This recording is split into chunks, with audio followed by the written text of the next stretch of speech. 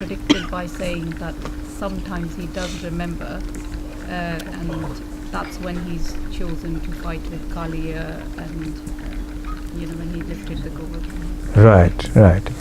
Okay, so point number 4 was that in Vrindavan, Krishna also forgets his own godhood.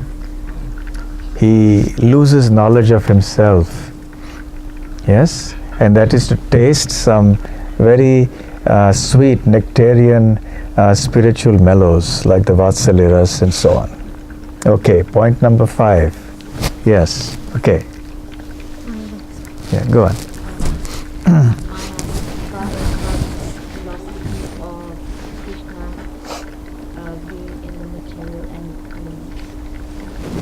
Can you say that again? Mayavad? Mayavad, the philosophy of Krishna made of material elements. Okay, Mayavad is a philosophy that says that the Supreme Lord's body is made of material elements or Maya. Excellent. So that's point number 5. Point number 6. I was just going to say that. Say the same thing. No, Okay. no, not the same. Slightly relating to what Mataji said, that Krishna can be conquered by pure love. And that's when he forgets that he's God, because he like Vatsalya Ras by Yashoda. Okay, so Krishna is conquered by love and that is when he forgets. What is superior? I mentioned 2 things. Rasa and Tattva. Which is superior? Rasa is superior. Why? Does that mean Tattva is of no use? No, we must know. It's very important. But in Vrindavan, what triumphs? Rasa triumphs. So that's point number 6. Point number 7. Yes. Matter leads to forgetfulness. Matter, material body means forgetfulness. Excellent. In what context? Because of ignorance. All the elements that make us forget, as opposed to spiritual is higher than material. Okay, so because of the material elements, they lead to forgetfulness. That's point number 7. Point number 8. I'm not about to leave yet. We're going to extract more points. Yes. Krishna's internal energies facilitate his desires. Krishna's internal energies potency facilitate his desires. Okay, Krishna's internal energies, they facilitate his desires and fulfill them. Excellent. Point number 9. Yes. Both Krishna and Arjuna had passed millions of births, but Krishna remembers everything, Arjuna does not remember. Okay, both Krishna and Arjuna have had many births, but Krishna remembers them all and Arjuna does not.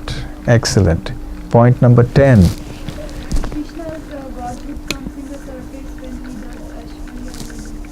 Krishna's godhood comes to the surface when he performs his Aishwarya Leela, when he performs activities that display his opulence and powers. Yes, nice, very good. Point number 11.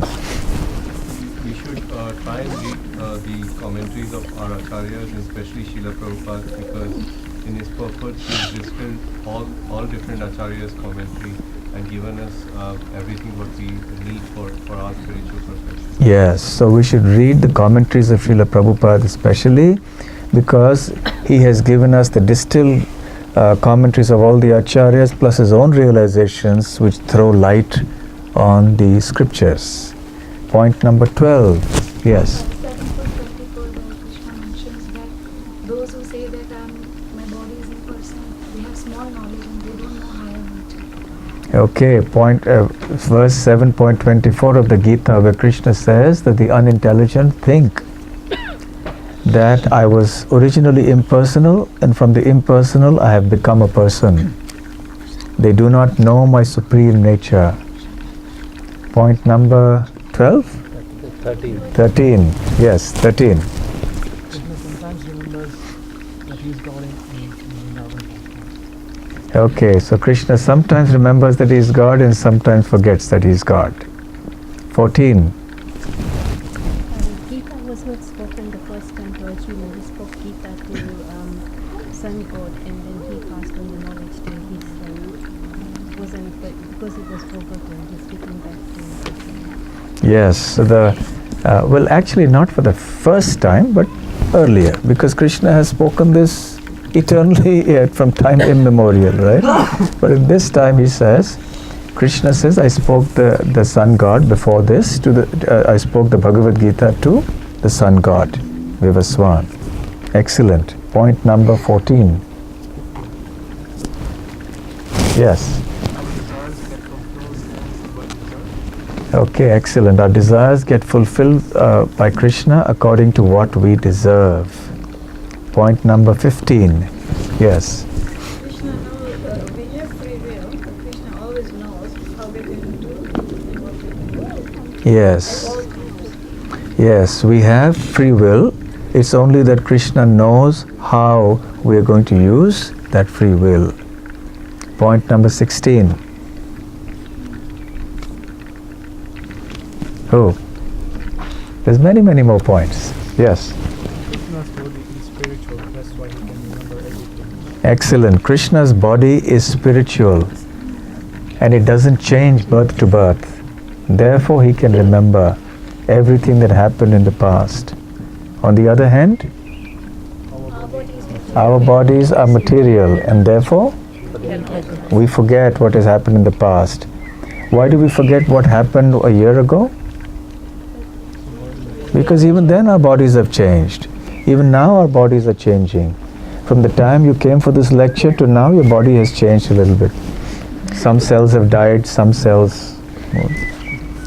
So when we were children, we had small bodies. Now we have big bodies. So even in this life, our body is changing. So forgetfulness comes from change of body. So our cells change, our body changes. So forgetfulness comes from that. So point number 18. Yes. Chapter number 7 of Bhagavad Gita, Krishna himself says that I'm the God because he knows his own past, present and future, and everybody's past, present and future. Okay. Bhagavad Gita is one place where the Supreme Lord personally declares that he is God. In many other places we see other people declaring that he is God, he is God. But in the Bhagavad Gita, Krishna declares himself to be God. Point number, how much? 20? 20. Yeah, Krishna basically knows all our choices, what we choose in the next minute, what are we going in the next, that, like that, he finally decides the future for us. Decides? No, he already predicts. He predicts everything. He predicts, he knows. Yeah, he knows everything. He knows everything, Yeah. but doesn't decide. Free will, yeah. Okay. That was more or less made earlier. Point 21. Yes. He has not come from formless to form. Like, he has not come from the light. Like, there was form already and it's not come from some people believe that. Yeah, so Krishna's form is eternal. It is not that he came from the formless and just assumed a form when he incarnated on earth. It's not like that. His form is eternally existing. Where? In the spiritual world. Number 22. Krishna sits in everyone's heart. He's seated in everyone's heart. Krishna is seated in everybody's heart. Excellent, nice. What more? Drill your memories. Maharaj, you spoke from the purport that although Krishna is situated in the heart, but those who are not intelligent, they cannot realize his Paramatma and as well as his personal form. It's mentioned in the purport. Yes, what is mentioned specifically is despite his presence in every living entity as Supersoul and his presence as a Supreme Personality of Godhead, the less intelligent, even if able to realize the impersonal Brahman, cannot realize Sri Krishna as the Supreme Person. Very nice. So that's now point 23. You'll be surprised how much comes out when you really start thinking. We should do this after every class actually. So you go back remembering many points. And when you go back home, you discuss and have a competition to see who can discuss, who remembers more. Someone raised a hand here? Yes. There were people who believed Prabhupada was God. Prabhupada always said, I'm not God, I am a devotee of God. Excellent. So when people approached Prabhupada and said he was God, he said, no, I am the servant of God. point number 25. Krishna in his Leela is actually fearful. He's not play acting. He's actually... Yes. When Krishna was being chased by Mother Yashoda, he wasn't play acting that he was fearful. He was actually fearful. Point number 26. Yes. Maharaj, you mentioned silence is a sign of acceptance. So you gave the pastime where this Bhagwan Prabhu was deemed as God, but he confirmed that he didn't think he himself was. But because he never denied it, the devotees asked him to do that. Right.